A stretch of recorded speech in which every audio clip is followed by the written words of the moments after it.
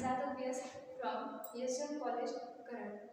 Today we study a new chapter in a chemistry, chapter number 15, that name is Introduction of a Polymer Chemistry. And this chapter is very important from your examination. आता polymer chemistry हा chapter आपण study करायचा आहे. काही question बघूया. What is the polymer and tell the importance of a polymer in a day to day life. आता polymer म्हणजे पहिल्यांदा काय हे बघूया आणि त्याच्यानंतर आता हे जे काही पॉलिमर आहे ज्यांचा आपण स्टडी करणार आहोत त्यांचा आपल्या रोजच्या दैनंदिन जीवनामध्ये याचा काय वापर होतो हे देखील बघूया. फर्स्ट बघूया पॉलिमर. पॉलिमर हा एक काय ग्रीक वर्ड बरोबर. आता poly means many, okay. Then mer means unit. Number of a किंवा many small units are joint together and to form the polymer बरोबर. आता you also in a previous chapter biomolecules you also studied the biopolymers म्हणजे याच्या आधी जो काही biomolecules chapter आहे त्याच्यामध्ये तुम्ही बायोमॉलिक्युल्स स्टडी केले. उदाहरणार्थ किंवा याचे आपण एक्झाम्पल्स घेऊया. तर बघूया प्रोटीन. हा प्रोटीन जो आहे हा एक काय बायोपॉलिमर आहे. हा number of A small units of A amino acid पासून काय झालेला आहे फॉर्म झालेला आहे बरोबर. त्याच्यानंतर दुसरा काय आहे डीएनए हा देखील काय आहे बायोपॉलिमर आहे. हा number of A small units of A nucleotide पासून काय झालेला आहे फॉर्म झालेला आहे बरोबर. त्यानंतर आपण बघूया मोनोमर बरोबर. मोनोमर आता मोनो त्यातल्या मोनोमर मधल्या मोनोचा जो काही मिनिंग असणार आहे तो काय असणार आहे मोनो मीन्स वन आणि mer means unit, one unit बरोबर. Monomers are joint together to form किंवा monomer converted into a polymer. Polymers तर तुम्हाला मी माझ्या शाळेत सांगितले असेल one units, one small units किंवा number of monomer units are joint together to form the polymer. आता ह्या मोनोमरचं रूपांतर कशामध्ये होतं ह्या पॉलिमरमध्ये होतं. मग त्यासाठी जी काही प्रोसेस आहे तिला काय म्हणतात पॉलिमरायझेशन म्हणतात बरोबर. त्याच्यानंतर micromolecules converted into the macromolecules. The micromolecules is converted into the macromolecules. त्याचं काय होतं मायक्रोमोलेक्युल्स जे आहेत त्यांचं रूपांतर कशामध्ये होतं मॅक्रोमोलेक्युल्स होतं. आता याच्यामध्ये मायक्रोचा मिनिंग वास्तविक पाहता लहान आहे परंतु त्याचा मिनिंग काय करायचा स्मॉल म्हणायचा. ओके. तर काय मायक्रोचा मिनिंग असतो स्मॉल. याचा आपण इथे मायक्रोमोलेक्युल्स इज कन्वर्टेड टू द मॅक्रोमोलेक्युल्स. ह्या मायक्रोमोलेक्युल्सचा आपण जो काही मिनिंग आहे तो ह्या पुरता आपण काय करूया स्मॉल युनिट असं समजूया. हा स्मॉल युनिट काय होणार आहे ह्या स्मॉल युनिटचं कन्वर्जन कशामध्ये होणार आहे मॅक्रो म्हणजेच काय व्हेरी लार्ज मॉलिक्युल. स्मॉल जो काही युनिट आहे त्याचं रूपांतर कशामध्ये होणार आहे व्हेरी लार्ज अशा मॉलिक्युल्समध्ये होणार आहे किंवा युनिट्समध्ये होणार आहे बरोबर. मग याला काय म्हणायचं the conversion of a macromolecules into the conversion of a macromolecules बरोबर. आता हे जे काही पॉलिमर आहे मोनोमरचं कन्वर्शन कशामध्ये झालेलं आहे पॉलिमरमध्ये झालेलं आहे बरोबर. आता हे जे काही पॉलिमर आहे त्या पॉलिमरचं जे काही त्यांचं जे काही हाय मोलेक्युलर मास आहे ते किती असणार आहे 10^3 to 10^7 हे काय असणार आहे युनिफाईड मास असणार आहे किंवा या युनिफाईड मासला काय म्हणतात डाल्टन देखील म्हणतात. त्याचबरोबर आता हे जे काही सगळे पॉलिमर आहेत किंवा जे पॉलिमर आहेत त्यांच्यामध्ये जे काही स्टेप्स होतात बरोबर किंवा ह्या पॉलिमरचं जे काही स्ट्रक्चर आहे काय सायंटिस्टनी काय केलेलं आहे डिस्कवर केलेलं आहे किंवा इस्टॅब्लिश केले. मग ते आता कोणी काय कुठल्या सायंटिस्टनी काय डिस्कवर केले हे आपण बघूया. इने 1953 the scientist Schrödinger they discovered or the established the macromolecular structure of a polymer. म्हणजेच काय 1953 मध्ये स्ट्रॉडिंजर जे काही सायंटिस्ट आहेत त्यांनी काय केलं, जे पॉलिमरचं मॅक्रोमोलेक्युल्सचं जे काही स्ट्रक्चर आहे हे त्यांनी काय केलं, इस्टॅब्लिश केलं आणि त्याचमुळे त्यांना काय केलं, नोबेल प्राइज हा मिळाला. त्याच्यानंतर in 1963 the scientist Natta they won the Nobel Prize for his work for specific regularity in vinyl polymer. म्हणजेच काय, जे vinyl polymer आहेत यांच्यामध्ये काय केले, स्पेसिफिक रेग्युलरिटी हे काय त्यांनी केली, रिकॉग्नाइज केली कुठल्या सायंटिस्ट नट्टा यांनी. त्यासाठी देखील त्याला 1963 मध्ये काय मिळाला, नोबेल प्राइज मिळाला. त्याच्यानंतर in 1974 the scientist Fleury they elucidating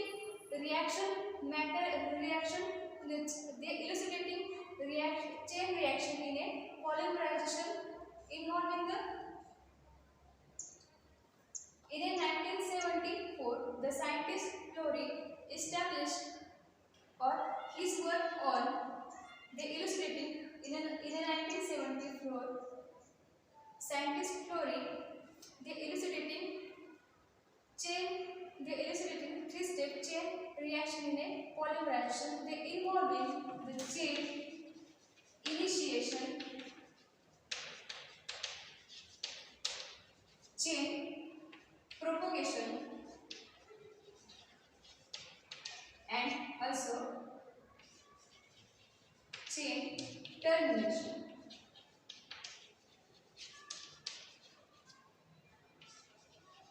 म्हणजे in 1974 सायंटिस्ट फ्लोरी यांनी काय केलं, जे पॉलिमरायझेशन प्रोसेस जी आहे म्हणजेच काय, मोनोमर पासून जे काही पॉलिमर फॉर्म होतात त्यावेळेस जी काही प्रोसेस आहे ह्या प्रोसेसमध्ये रिॲक्शनच्या काय असणार आहेत, 3 स्टेप असणार आहेत. जी पॉलिमरायझेशन रिॲक्शन होते त्याच्यामध्ये जे काही मॅकॅनिझम आहेत त्या मॅकॅनिझमच्या काय असणार आहेत, 3 स्टेप असणार आहेत. त्यातली जी काही पहिली स्टेप असणार आहे ती कुठली असणार आहे, चेन इनिशिएशन असणार आहे, बरोबर. त्याच्यानंतर दुसरी जी स्टेप असणार आहे ती चेन प्रोपगेशन असणार आहे आणि 3 नंबरची जी काही स्टेप असेल तिचं नाव असणार आहे चेन टर्मिनेशन. ते काय केलं, सायंटिस्ट फ्लोरी यांनी डिस्कवर केलं आणि त्याबद्दल त्यांना काय केलं, नोबेल प्राइज मिळाला. ओके. त्याच्यानंतर आपण बघूया की आता हे जे काही सगळे पॉलिमर आहेत यांचा आपल्या रोजच्या दैनंदिन जीवनामध्ये काय वापर आहे. आता जे काही आपण पॉलिथिन बॅग्स वापरतो, त्याच्यानंतर प्लास्टिकच्या बॉटल्स यूज करतो, नंतर फायबर्स यूज करतो, परत नंतर आपण आता ह्याच्या काही पॉलिमर हे जे काही सगळे पॉलिमर्स आहेत त्यांचा आपण जो काही वापर करतो रोजच्या दैनंदिन जीवनात तो आपण बघूया. आता प्लास्टिक बॉटल्स असतील किंवा polythene bag, plastic bottle use करतो, त्याचबरोबर बकेट्स असतील, इलेक्ट्रिकल सॉकेट असतील, त्याचप्रमाणे अजून खुर्ची असेल, चेअर असतील किंवा स्टूल असेल, हे सगळे काय प्लास्टिकपासून फॉर्म झाले. त्याचबरोबर पॉलिथिन बॅग्स असतील.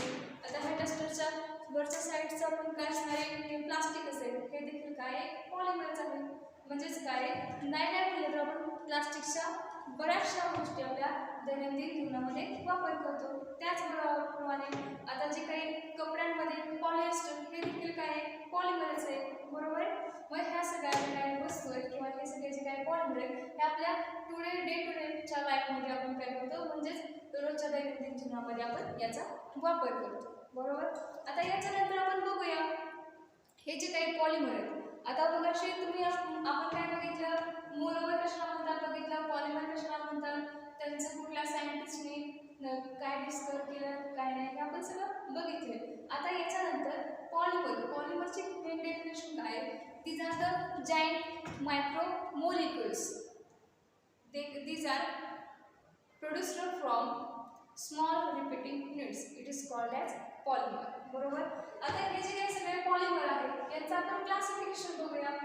Polymers are classified on the based on sources, on the based on structure, on the based on polymerization, based on intermolecular force, based on monomers and based on biodegradability. म्हणजे हे जे काही polymers आहेत त्यांचे काय आहेत, based on structure सोर्सनुसार, based on स्ट्रक्चरनुसार, बेस्ड ऑन पॉलिमरायझेशननुसार, based on intermolecular force, monomers आणि बायोडिग्रेडेबिलिटीनुसार किती टाईप आहेत, 6 आणि परत त्याचे काय सब टाईप्स आहेत. ओके.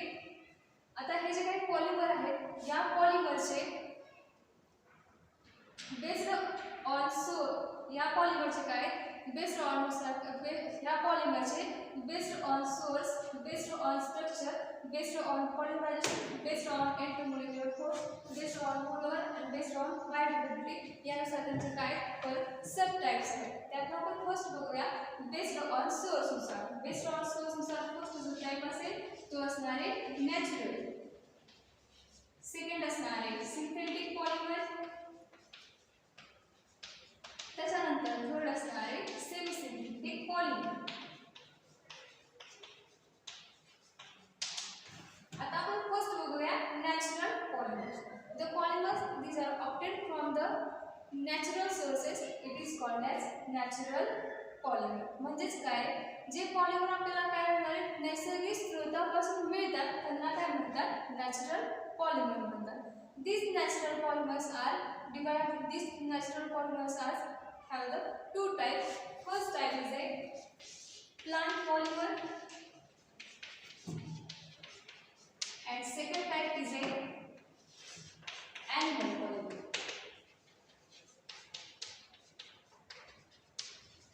आता first आपण बघूया plant polymer. The polymers these are obtained from the plant. This polymer is called as plant polymer. बरोबर. एक्झाम्पल आहे कॉटन and linen. म्हणजेच काय cottons are obtained from the cotton plants and the linens are obtained from the flux plant. म्हणजेच काय जे काय cotton आहे cotton म्हणजेच काय कापूस. हे कापूस कशापासून मिळतं कापसाचं जे काही झाड आहे केवढं त्याच्यापासून आपल्याला कॉटन मिळतं. आणि कॉटन हे कुणापासून मिळतं तर आपल्याला कॉटन प्लांटपासून मिळतं. आणि लिनन म्हणजेच काय टाक हे आपल्याला टाकाचे जे काही छोटेसे झाड आहे त्याच्यापासून आपल्याला लिनन मिळतं. बरोबर. त्याच्यानंतर आहे नेक्स्ट आहे animal polymer. Animal polymer the polymer are obtained from the animals. This polymer is called as animal polymer. आता जे पॉलिमर आपल्याला काय मिळतात प्राण्यांपासून मिळतात त्यांना काय म्हणतात ॲनिमल पॉलिमर म्हणतात. एक्झाम्पल बघूया आपण. एक्झाम्पल असेल वूल.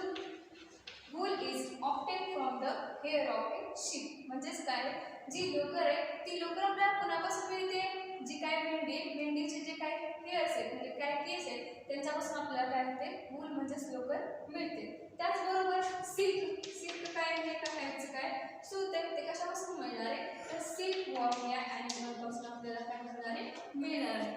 ओके. आता तुम्हाला नॅचरल पॉलिमर्स कळाले त्याचे आपण दोन टाईप बघितले. आता आपण काय करूया पुढचा पॉलिमर बघूया. पुढचा पॉलिमर कुठला आहे सिंथेटिक पॉलिमर. आता या सिंथेटिक पॉलिमर मध्ये तुम्हाला त्याच्या नावावरूनच कळलं असेल की तो कसा तयार केला जात असणार आहे.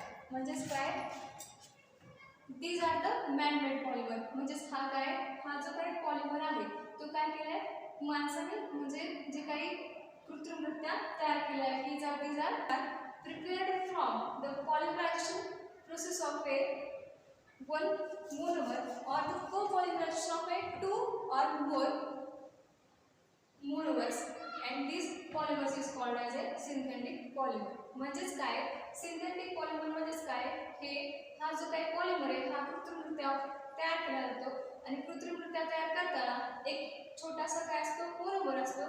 त्या मोनोमरचे काय नंबर ऑफ युनिट्स यूज केले जातात आणि त्याचं पॉलिमरायझेशन होऊन हा तयार केला जातो. किंवा दोनपेक्षा जास्त जे काय असणार मोनोमर त्यांचं काय केलं जातं को पॉलिमरायझेशन त्यांचं को पॉलिमरायझेशन केलं जातं आणि काय केलं जातं सिंथेटिक पॉलिमर हा तयार केला जातो. बरोबर.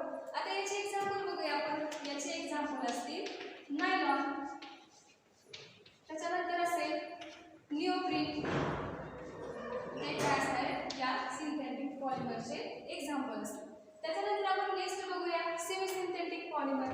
आता सेमी सिंथेटिक पॉलिमर मध्ये काय असणार आहे these polymers are derived from natural polymers. म्हणजे जे सेमी सिंथेटिक पॉलिमर आहेत हे आपल्याला काय करणार आहेत नॅचरल पॉलिमर पासूनच मिळणार आहे. शिवाय याच पॉलिमरला काय म्हटलं जातं तर रिजनरेटेड पॉलिमर देखील म्हटलं जातं. आता हे रिजनरेटेड पॉलिमर का म्हटलं जातं तर हे जे सेमी सिंथेटिक पॉलिमर आहेत ते आपल्याला कुठे मिळतात तर नॅचरल जे काही पॉलिमर आहेत यांच्यापासून मिळतात व त्याच्यावर काय केले जाते एक काहीतरी प्रोसेस केली जाते, म्हणून यांना काय म्हणतात, रिजनरेटेड पॉलिमर्स असं देखील म्हणतात. आता ह्याचे जे काही एक्झाम्पल असतील ते एक्झाम्पल्स आपण बघूया. The derivatives of A cellulose, derivatives of A cellulose, हे सगळे एक्झाम्पल कशाचे असणार आहे, सेमी सिंथेटिक पॉलिमरचे असणार आहेत. आता समजा cellulose nitrate,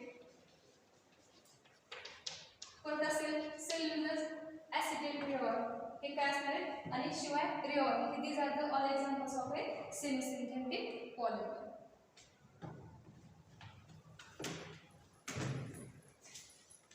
Synthetic polymer, it is a man-made polymer and it is the polymers are artificially prepared by the polymerization of a one monomer or the co-polymerization of a two or more monomers is called as synthetic polymer.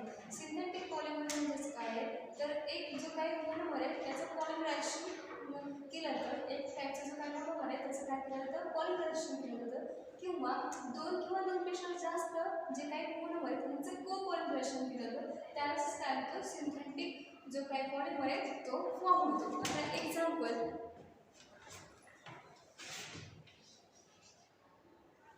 Example बघा, निओप्रीन असेल किंवा nylon असेल. Example असेल निओप्रीन और nylon.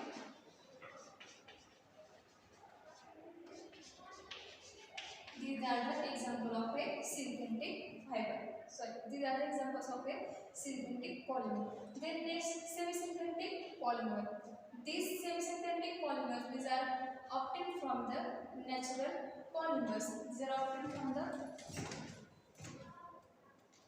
natural polymer, and these are also called as semi-synthetic polymer because म्हणजे आता हा जो सेमी सिंथेटिक पॉलिमर आहे हा आपल्याला कुठून ऑब्टेन मिळतो, तर नॅचरल जे काही पॉलिमर्स आहेत त्यांच्यापासून मिळतो आणि त्याच्यावरच काय केलं जाते, परत प्रोसेस केली जाते, म्हणूनच याला काय म्हणायचं, रिजनरेटेड पॉलिमर देखील म्हणतात. आता ह्याचे जे काही एक्झाम्पल आहे ते बघूया. सेल्युलोज, जे काही सेल्युलोजचे जे काही डेरिव्हेटिव्ह आहेत ते काय, त्याचे सगळे एक्झाम्पल आहेत. सेल्युलोज नायट्रेट, सेल्युलोज ॲसिटेट रिओर, हे काय, these are the all examples of a semi-synthetic polymer. Okay, next आता बघूया. आता based on source of origin, ह्याच्यानुसार आपण किती टाईप बघितले, फर्स्ट बघितला नॅचरल, नॅचरलमध्ये प्लांट ॲनिमल पॉलिमर बघितला, त्याच्यानंतर सिंथेटिक पॉलिमर बघितला आणि नंतर सेमी सिंथेटिक पॉलिमर बघितला. आता आपण पुढचं बघूया based on the structure. Polymers are classified based on the structure. These are classified into the three types.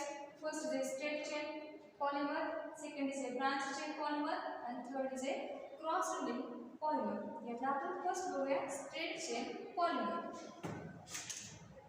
आता स्ट्रेट चेन पॉलिमर्स मध्ये the polymers are obtained, the polymers are formed. The small units are joined together in a linear arrangement. This polymer is called as straight chain polymers. म्हणजेच काय असणार आहे, जे काही small units आहेत ज्यांना आपण काय म्हणतो मोनोमर्स, हे काय होणार आहे, एकमेकांना जॉईन होणार आहे. पण जॉईन कोणत्या रूपात होणार आहे, तर जॉईन कोणत्या अरेंजमेंटमध्ये होणार आहे, तर लिनियर अरेंजमेंट काय असणार आहे, त्यांची अशी एक स्ट्रेट अशी चेन काय होणार आहे, फॉर्म होणार आहे, बरोबर आहे. आणि यालाच काय म्हणायचं, तर स्ट्रेट चेन अल्केन्स म्हणायचं. यात तुम्हाला एक एक्झाम्पल मध्ये काय केलेलं आहे, तर हे सगळे काय स्ट्रेट चेन अल्केन्स आहेत, सॉरी हे सगळे काय स्ट्रेट चेन पॉलिमर्स आहेत. तर एक्झाम्पल म्हणता येईल तर पीव्हीसी म्हणजे काय म्हणतात, पॉलिविनाइल क्लोराईड म्हणतात, किंवा एचडीपी म्हणजेच काय हाय डेन्सिटी पॉलिमर. हे सगळे examples of a straight chain polymer. Straight chain polymer काय आलं. आता नेक्स्ट आपण बघूया branch chain polymer. Branch chain polymer मध्ये काय येणार आहे बघा. आता आपण इथे एक चेन काढली होती, बरोबर. ब्रांच चेन पॉलिमर याच्या नावातच काय याचा मीनिंग आहे, म्हणजे जी काही स्ट्रेट चेन असणार आहे यालाच काय असणार आहे, ग्रुप जॉईन असतील, किंवा त्याचबरोबर आता दोन किंवा दोनपेक्षा जास्त फंक्शनल ग्रुप काय असतील या स्ट्रेट चेनला जॉईन असतील किंवा त्याच्यामध्ये प्रेझेंट असतील, यालाच काय म्हणायचं, ब्रांच चेन पॉलिमर म्हणायचं. लक्षात डेन्सिटी पॉलिमर असणार आहे याचं एक्झाम्पल. त्याच्यानंतर आपण नेक्स्ट टाईप बघूया क्रॉस लिंक पॉलिमर. आता the branch are present in a linear arrangement. आता आपण काय बघितलं स्ट्रेट चेन पॉलिमर पण बघितलं आणि ब्रांच चेन पॉलिमर पण बघितलं. स्ट्रेट चेन पॉलिमर मध्ये काय बघितलं ती जी काही चेन आहे किंवा ती जी काही पॉलिमर आहे त्यांची अरेंजमेंट कशी लिनियर आहे बरोबर. त्यांची जी काही अरेंजमेंट आहे ती कशी लिनियर आहे बरोबर. ब्रांचची कशी असणार आहे ती अशी ब्रांचची असणार आहे. आता क्रॉस लिंक कशी असणार आहे जी काही लिनियर अरेंजमेंट आहे बरोबर आहे. आता ह्या सगळ्या लिनियर अरेंजमेंट काय आहे सगळे पॉलिमर याच्यामध्ये मला काय करणार आहे कशी क्रॉस करणार आहे बरोबर आहे. ही ब्रांच काय करणार आहे अशी मला क्रॉस करणार आहे. तुम्हाला लिनियर जे काही पॉलिमर आहेत त्यांना हे ब्रांच काय करणार त्यांना क्रॉस करणार आहे म्हणून यांना काय म्हणायचं क्रॉस लिंक पॉलिमर. समजतंय. त्याच्यानंतर राहिलेला जो काही पार्ट आहे आपण आता जे काही पॉलिमरचे जे काही क्लासिफिकेशन आहे based on the intermolecular force, based on the polymerization process, based on the polymerization, based on the monomer and based on the biodegradability. हे आपण next step. These semi-synthetic polymers are used for non-inflammable photographic film or the cinemas films, etc. Then next,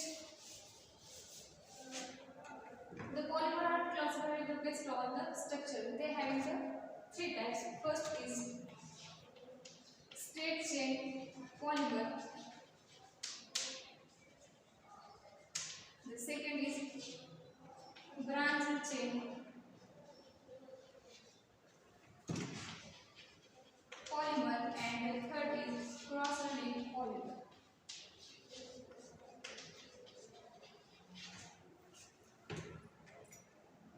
पहिला आपण straight chain polymer बघूया. First आहे straight chain polymer. Straight chain polymer मध्ये काय असणार आहे the monomers are joint together and in a linear arrangement.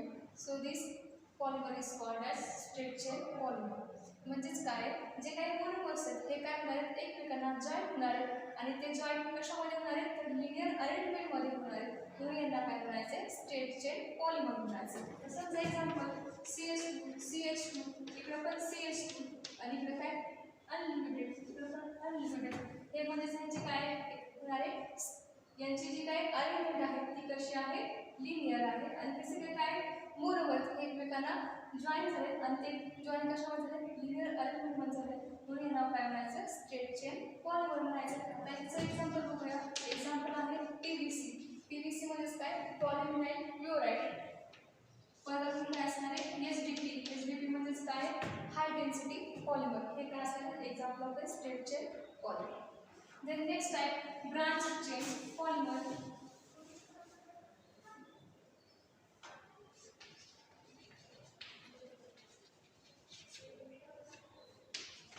Branch chain polymers मध्ये काय असणार आहे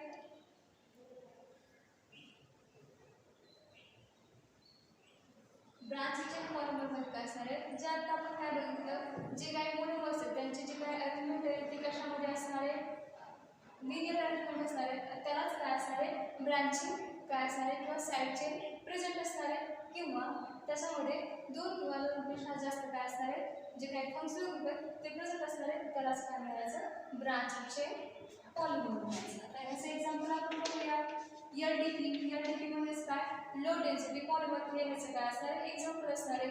आता मग अशी पण मी तुम्हाला काय केलं CH2 परत CH2 परत CH2 मग पण हेच एक्झाम्पल दाखवलं होतं. त्या दोघांची पण जे काय रिॲक्टिव्हिटी ते काय इथिन मोलेक्युल तिथे पण आपण नंबर ऑफ इथिन मोलेक्युल्स घेतले होते इथे पण आपण नंबर ऑफ इथिन मोलेक्युल्स घेतले होते बरोबर आहे.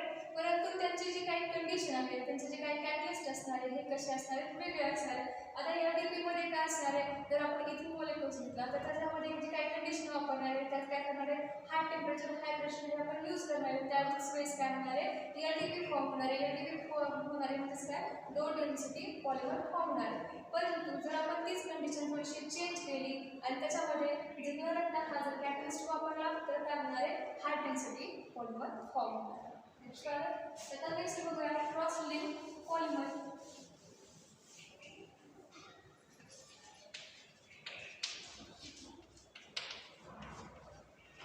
आता आपण मगाशी स्ट्रेट चेन आणि ब्रांच चेन बघितलं. त्या स्ट्रेट चेन मध्ये काय असणार आहे, जे काही मोनोमर आहेत त्यांची काय लिनियर अरेंजमेंट आहे. परत आपण ब्रांच चेन मध्ये बघितले म्हणजे त्याच्यामध्ये काय असणार आहे, जी काही लिनियर चेन होती त्यालाच काय असणार आहे, ब्रांच असणार आहे. बरोबर. हे झालं ब्रांच चेन पॉलिमर. बरोबर. आता आपल्याला क्रॉस लिंक बघायचे म्हणजेच काय असणार आहे, त्याच्यामध्ये लिनियर पण असणार आहे विथ क्रॉस पण असणार आहे. म्हणजे cross links are joint to the linear arrangement. This polymers are called as cross link polymer. बरोबर. त्या स्ट्रक्चर मध्ये या टाइप असणार आहे, असे लिनियर अरेंजमेंट असणार आहे आणि त्याला काय असणार आहे, तशा क्रॉस काय असतील, क्रॉस अशा काय असणार आहे, त्याच्या साईड चेन असणार आहे. मग या टाइपच्या जे काही पॉलिमर आहेत त्यांनाच काय म्हणायचं, क्रॉस लिंक पॉलिमर. लक्षात आलं, समजले. आता त्याचे जे काही पुढचे जे काही क्लासिफिकेशन आहेत, based on the polymerization, based on the intermolecular force, based on the monomer and based on the biodegradability.